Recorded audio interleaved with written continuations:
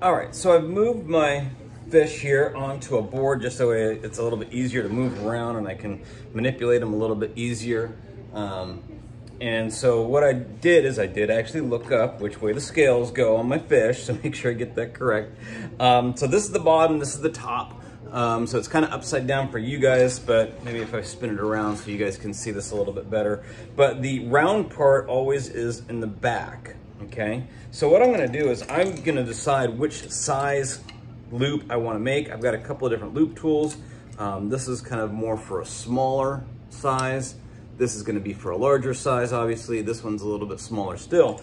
So what I'm gonna do is I'm gonna go ahead and start with the smaller, or the larger one, and do the bigger areas first. And what I found is that towards the ends of the fins and also towards the tail, it gets a little bit smaller. So just to kind of help give it some continuity, I'm gonna do that. You notice that I use the rib, and I'm gonna go ahead and do this a little bit more, because I wanna get rid of all those little finger marks, all those little dimples that would not normally be on a real fish, okay?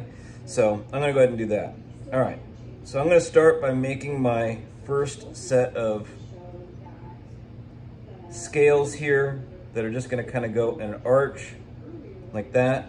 And then my next one is gonna go halfway between the two behind it so that I can create this kind of overlapping, I guess you could call it like a brick pattern in a sense.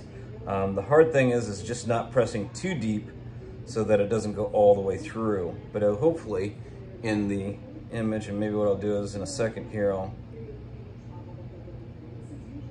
zoom in on that so you guys can see it a little bit better.